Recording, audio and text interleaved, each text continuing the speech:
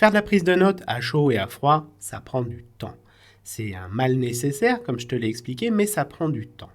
L'idée de ce chapitre, ça va être de voir comment en gagner, que ce soit lorsque tu regardes des vidéos, des podcasts ou lorsque tu lis certains documents.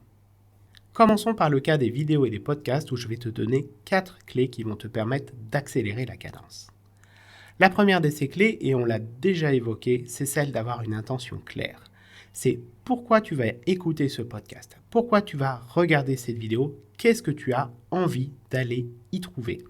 Et parce que tu vas avoir une intention claire, ton cerveau, il va quelque part se programmer pour aller capter ces informations et ne pas écouter le reste. Ça va te permettre de gagner en efficacité. La deuxième des clés que tu vas pouvoir utiliser, c'est d'être focus. Si tu écoutes ton podcast en conduisant ou si tu regardes ta vidéo et en même temps tu fais autre chose, tu n'es pas concentré sur ce que tu fais. Et donc tu risques de louper les informations qui vont être importantes et fondamentales pour toi. Tu risques de ne pas faire correctement ta prise de notes à chaud et donc de passer à côté de certains éléments et de devoir revenir et réécouter.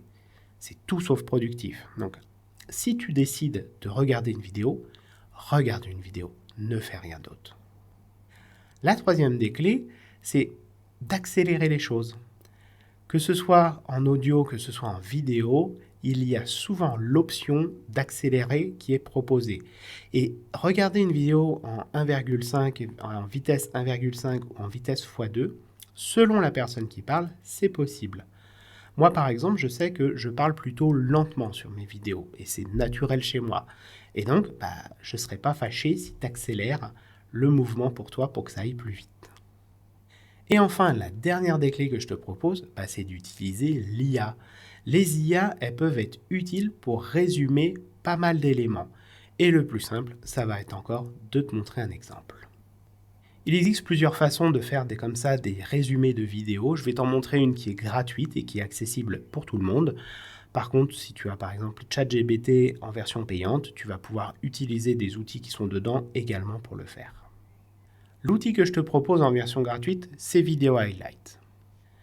Video Highlight, très simple à utiliser. Un point important, juste aller dans les préférences, tu cliques sur ton nom préférences, tu mets bien en français. Et après, simplement ici dans la barre, venir coller le lien de la vidéo qui t'intéresse. Tu lui demandes de générer justement le summarize et il va te faire ça assez rapidement. Là, j'ai pris une vidéo à moi qui est relativement courte, donc ça va très vite pour le faire. Et tu vas pouvoir retrouver le sommaire, tu vas pouvoir retrouver la transcription qui a été faite et également les points clés. Ça va te faire gagner un temps considérable sur des vidéos qui peuvent être plus ou moins longues et identifier tout de suite ce qui est important pour toi. Est-ce que ça vaut le coup de la regarder ou pas? Je viens de te montrer l'exemple pour les vidéos. Pour les podcasts, tu vas pouvoir utiliser également certains outils dont je vais te mettre les liens en dessous de cette vidéo pour obtenir la transcription du podcast et ensuite donner cette transcription à un outil type ChatGPT pour justement te faire la synthèse et éviter de tout écouter. On vient de voir le cas des podcasts et des vidéos. Maintenant, il y a une source d'information qui est vraiment fondamentale parce que c'est là où se trouve essentiellement tout, ce sont les livres. Mais les livres, tu vas me dire, ça prend du temps à lire et je suis d'accord avec toi. Pourtant, tu peux développer une compétence qui va te permettre d'accélérer les choses, c'est la lecture rapide.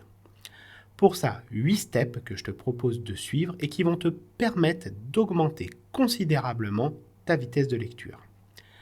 Attention, utilise la lecture rapide uniquement pour les livres de non-fiction. Pour tout ce qui va être roman et livre plaisir, continue de prendre le temps. Le premier des steps qui va être à franchir, ça va être celui du rythme. Pour ça, pour t'entraîner et accélérer ton rythme, je te propose d'utiliser ton doigt ou un stylo comme pointeur et de lire mot à mot toute une ligne et que ton rythme arrive à une ligne par seconde. Tu verras que au départ, ça risque d'être un petit peu compliqué et que après quelques essais, rapidement, tu vas pouvoir atteindre ce rythme de une ligne par seconde. Le deuxième step, il va te permettre de franchir ce rythme de 1 ligne par seconde beaucoup plus facilement. Comment? Grâce à la vision périphérique.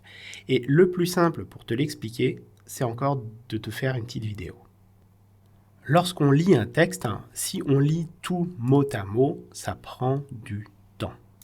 Alors que si notre œil vient se poser uniquement sur les mots que j'ai écrits, que j'ai surlignés en jaune, il va pouvoir voir le mot, mais également tout ce qui se trouve autour.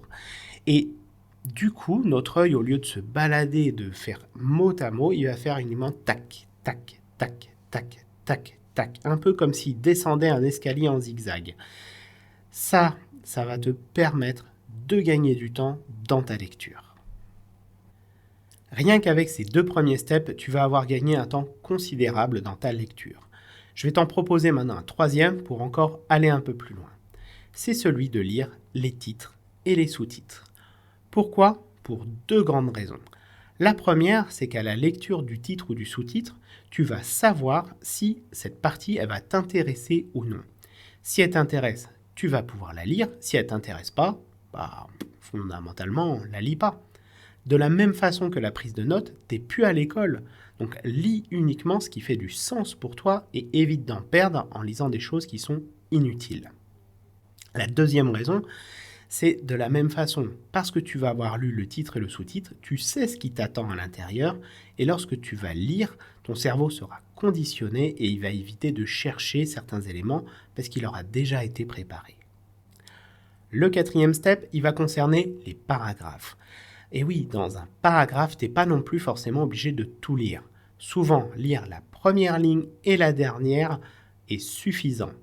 Pourquoi? Parce que la première, elle introduit le sujet, la dernière, elle résume ce qui a été dit. Et donc, ça te permet de gagner un temps considérable. Le 5e step, c'est celui de conditionner le cerveau.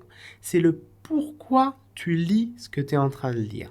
De la même façon que lorsqu'on fait de la prise de notes, on conditionne notre cerveau à qu'est-ce que je viens chercher dans cette vidéo, dans cette formation, bref.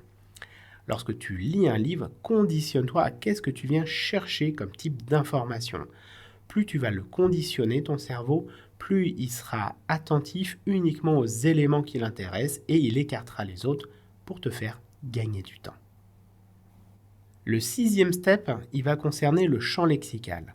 En fonction des sujets qui t'intéressent, il va y avoir des mots que tu vas plus ou moins connaître. L'idée, ça va être d'identifier le plus possible en amont ces mots qui peuvent être pour toi encore compliqués, pas clairs, d'aller chercher leur définition, que ce soit pour toi quelque chose qui devienne limpide, parce que sinon, lorsque tu vas lire, à chaque fois que tu vas tomber sur ces mots un peu particuliers, ton esprit va buter et va y avoir un temps d'arrêt. Et là, tu vas dire, ah, est-ce que j'ai bien compris? Je suis pas sûr. Si tu prends le temps de bien comprendre avant, ça t'évitera bien des soucis et ça te permettra de lire beaucoup plus vite. Les 2 derniers steps, eux, ils vont concerner les personnes et les chiffres. Pour les deux, ça va être la même logique. C'est lorsque tu vas tomber sur le nom d'une personne ou lorsque tu vas tomber sur un chiffre, ralentis. Bien comprendre qui est cette personne, quel est son enjeu et ce chiffre de la même façon. Quelle est son importance? Lorsqu'on fait de la lecture rapide, le but n'est pas de lire tout le temps en lecture rapide. Le but est de lire ce qui est inutile en lecture rapide, de pouvoir ralentir lorsque c'est important, par exemple sur les premières phases de paragraphe et sur les dernières phrases, et également lorsque tu vas rencontrer donc des chiffres et des personnes. Lorsqu'on découvre la lecture rapide et qu'on se rend compte de ce que l'on peut faire avec, on va avoir une tendance à aller un petit peu trop loin, à faire certaines erreurs, et je voudrais te présenter 5 grandes erreurs pour éviter que tu les fasses. La première des grandes erreurs, c'est de ne pas faire de pause.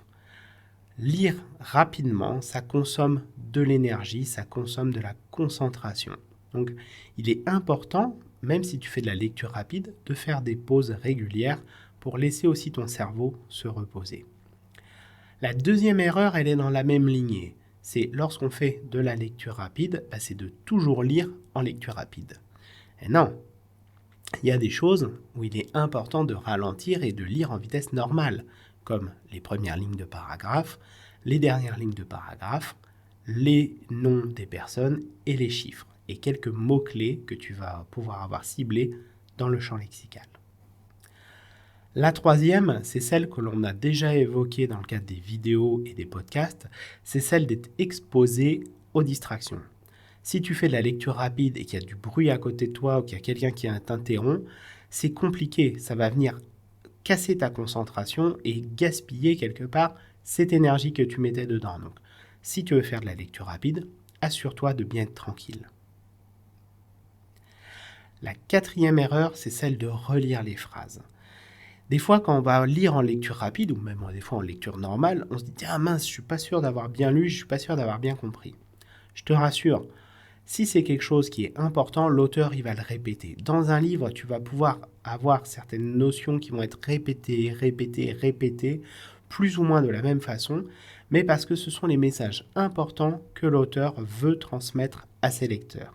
Donc, évite cette charge de relire des choses que tu n'es pas sûr d'avoir compris tout de suite. La dernière erreur, je l'ai gardée volontairement pour la fin. C'est la plus importante pour moi et elle est valable pour les livres, pour les vidéos et pour les podcasts. Et en général pour toute l'information que tu consommes. Cette dernière erreur, c'est celle de consommer n'importe quoi.